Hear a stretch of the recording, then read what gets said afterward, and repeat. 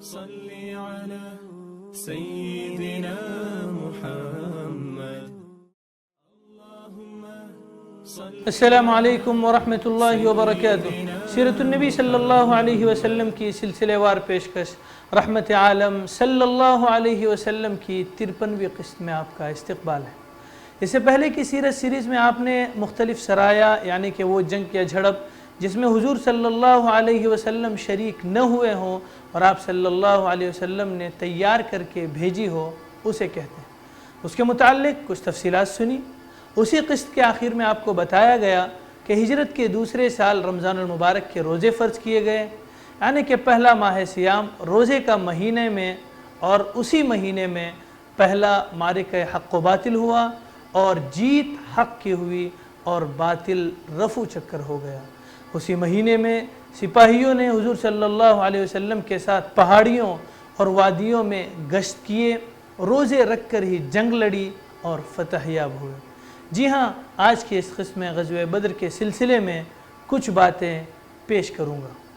ناظرین، تو آئیے سب سے پہلے مشرکین کی ان تکالیف پر نظر کرتے ہیں جو یہ مشرکین آپ صلی اللہ علیہ وسلم کو دیا کرتے تھے، جن میں سے اکثر و بیشتر واقعات کا تذکرہ ہم اس سے پہلے بہت سی قسطوں میں کر چکے ہیں، جیسا کہ ہجرت کی رات کو تلواریں لے کر نعوذ باللہ آپ صلی اللہ علیہ وسلم کو قتل کرنے کے لیے آپ کے گھر کے باہر کھڑے ہونا، پھر اہل مکہ کا ایک خفیہ خط عبداللہ ابن ابی کو موصول ہونا اور اس میں یہ دھمکی دیتے ہوئے موصول ہونا کہ اپنے حدود یعنی کہ مدینے سے حضور صلی اللہ علیہ وسلم کو بے دخل نہ کرنے پر ہم مدینے پر حملہ کریں گے، یہ دھمکی دینا۔ اور اسی زمانے میں ابو جہل کا حضرت سعد بن معاذ رضی اللہ عنہ کو کعبے سے روکتے ہوئے یہ کہنا کہ مجھے یہ گوارا نہیں کہ تم لوگ بیت اللہ میں قدم رکھ سکو، اور اس کے جواب میں سعد بن معاذ کا کہنا کہ تم ہمیں طواف کعبہ سے روکو گے تو ہم تمہاری تجارتی شاہراہ یعنی تجارتی راستے روک دیں گے۔ ان سب واقعات کے سامنے آنے کے بعد یہ بات سمجھ میں آ جائے گی کہ مکے کی طرف سے مسلمانوں کے خلاف اعلان جنگ روز اول سے فضا میں لکھا ہوا تھا، اور یہ بات بھی واضح ہو جاتی ہے کہ اسلام تلوار کے زور سے نہیں پھیلا، بلکہ مسلمانوں نے تو اکثر و بیشتر صرف اپنے دفاع ہی کیا۔ لیکن یہ بات یاد رہے کہ ہر جنگ ایک پہلو سے دفاعی یعنی ڈیفنس اور دوسرے پہلو سے جارحانہ یعنی اٹیک، بلکہ ساتھ ہی ساتھ وہ جنگ اصلاحی و تعمیری بھی ہوتی ہے۔ قریش کو مسلمانوں کے خلاف کھلم کھلا جنگ کرنے میں چند وجوہات سے تاخیر ہوئی، ورنہ وہ بہت پہلے ہی یہ قدم اٹھانے والے تھے۔ قریش کے سامنے ایک مسئلہ تھا بنو کنانہ کا، جن سے ان سے نسلی دشمنی چلے آ رہی تھی، اور یہ جو حصہ پڑتا ہے بنو کنانہ کا مکے اور مدینے کے درمیان واقع ہے، اس کے تذکرہ ہم آگے چل کر کرنے والے ہیں۔ دوسرا مسئلہ جنگجوؤں کا تھا، یعنی کہ سپاہیوں کا، فوج کا۔ ان کی سپاہیوں کی ان کے پاس کمی تھی۔ اس کا حل یہ نکلا کہ احابیش کے لوگوں سے ان کا معاملہ ہوا۔ احابیش کے لوگ زیادہ جنگجو اور چست تھے، اور یہ لوگ مزدوری پر بھی لڑائیاں کیا کرتے تھے۔ ایک مسئلہ ان کے لیے روپے پیسے کا تھا، سو جو تجارتی قافلہ اس سال شام جا رہا تھا اسے مکے کے لوگوں نے زیادہ سے زیادہ سرمایہ اکٹھا کر کے دیا تھا، حتیٰ کہ عورتوں نے اپنے زیورات تک دیے۔ ایجنڈا اور مقصد صرف ایک تھا، اور وہ یہ تھا کہ اس سے جو فائدہ ہوگا اسے مدینے کے مسلمانوں کے خلاف جنگی کارروائی میں لگایا جائے۔ دوسرے الفاظ میں اگر یہ بات کہی جائے تو بالکل درست ہوگی کہ یہ تجارتی قافلہ نہ تھا، بلکہ اس کی کمائی ہوئی ہر اشرفی اور ہر سکہ مسلمانوں کا خون بہانے کے لیے برچھی کے پھل اور تلوار کی دھار کی طرح تھا۔ کیا آج دنیا کی کوئی ریاست اپنے حدود میں اس قسم کی نقل و حرکت کا کھلا موقع کسی دشمن کو دے سکتی ہے؟ ناظرین، جب رسول اللہ صلی اللہ علیہ وسلم کو اطلاع ملی کہ ابو سفیان جو اسلام کا بدترین دشمن تھا اتنے بڑے تجارتی قافلے کے ساتھ آ رہا ہے، تو آپ صلی اللہ علیہ وسلم لوگوں کو آگے بڑھ کر اس کا سامنا کرنے کا حکم دیا، لیکن اس کا بہت زیادہ اہتمام نہیں کیا، کیونکہ بہرحال ایک تجارتی قافلہ تھا، کسی لشکر پر حملہ نہ کرنا تھا۔ ادھر ابو سفیان کو یہ خبر پہنچی کہ رسول اللہ صلی اللہ علیہ وسلم اس قافلے کے مقابلے کے لیے مدینے سے روانہ ہو چکے ہیں۔ تو اس نے فوراً اپنا قاصد جس کا نام زمزم کو مکے بھیجا قریش سے مدد مانگنے اور مسلمانوں کو آگے بڑھنے سے روکنے کے لیے وہ کچھ عملی اقدام کریں، یہ پیغام دیتے ہوئے اس نے بھیجا۔ جب یہ پکار اور فریاد مکہ پہنچی تو قریش نے جنگ کی پوری تیاری شروع کر دی اور بہت تیزی کے ساتھ ایک لشکر جرار لے کر مقابلے کے لیے روانہ ہوئے۔ ان کے سرداروں میں سے کوئی سردار باقی نہیں بچا جو اس میں شریک نہ ہو، اور انہوں نے اطراف کے تمام قبائل کو اس میں شریک کر لیا۔ قریش کے مختلف شاخوں کے آدمی اس میں شامل تھے اور بمشکل کوئی باقی تھا۔ یہ لشکر بڑی حمیت و نخوت، غیظ و غضب اور انتقامی جذبے کے ساتھ روانہ ہوا۔ ابتدا میں کفار کی لشکر کی تعداد 1300 تھی، جن کے پاس 100 گھوڑے اور 600 زرہیں تھیں۔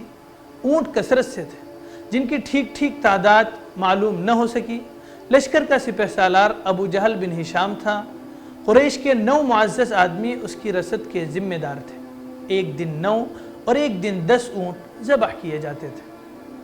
جب یہ کفار کا لشکر روانگی کے لیے یعنی جانے کے لیے تیار ہو گیا تو قریش کو یاد آیا کہ قبائل بنو بکر سے ان کی دشمنی ہے، جس کا ذکر ہم نے اوپر کیا تھا کہ بنو کنانہ سے، اور جنگ چل رہی ہے۔ اس لیے انہیں خطرہ محسوس ہوا کہ کہیں یہ قبائل پیچھے سے مکے پر حملہ آور نہ ہو جائیں، اس طرح 2 دشمنوں کے بیچ میں یہ نہ گر جائیں۔ قریب تھا کہ یہ خیال قریش کو ان کے جنگ کے ارادے سے روک دے، لیکن عین اسی وقت ابلیس لعین جو بنو کنانہ کے سردار سراقہ بن مالک بن جعشم مدلجی کی شکل میں نمودار ہوا اور بولا، میں بھی تمہارا رفیق کار ہوں اور اس بات کی ضمانت دیتا ہوں کہ بنو کنانہ تمہارے پیچھے کوئی ناگوار کام نہ کریں گے۔ اس ضمانت کے بعد اہل مکہ اپنے گھروں سے نکل پڑے اور جیسا کہ اللہ کا ارشاد ہے، اتراتے ہوئے، لوگوں کو اپنی شان دکھاتے ہوئے اور اللہ کی راہ سے روکتے ہوئے مدینے کے جانب سے روانہ ہوئے۔ بہرحال یہ لوگ نہایت تیز رفتاری سے بدر کی جانب چلے جا رہے تھے کہ راستے میں ابو سفیان کا ایک نیا پیغام موصول ہوا۔ ایک نیا پیغام ملا جس میں کہا گیا تھا کہ آپ لوگ اپنے قافلے، اپنے آدمیوں اور اپنے اموال کی حفاظت کی غرض سے نکلے ہیں، اور چونکہ ان سب کو بچا لیا ہے لہٰذا اب واپس چلے جائیں۔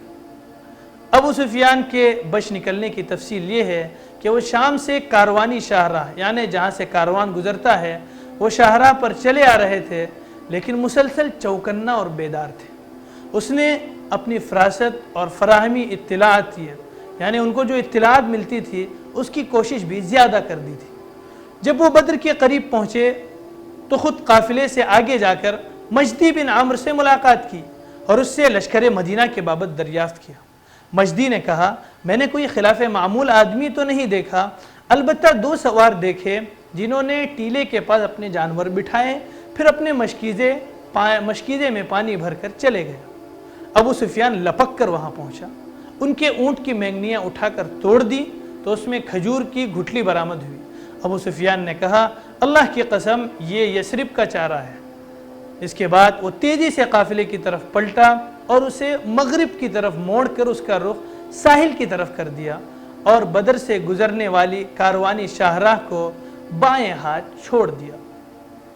اس طرح قافلے کو انہوں نے مسلمانوں کے لشکر کے قبضے میں جانے سے بچا لیا اور فوراً ہی مکے کو یعنی کفار کے لشکر کو اپنے بچ نکلنے کی اطلاع دیتے ہوئے اسے واپس جانے کا پیغام دیا۔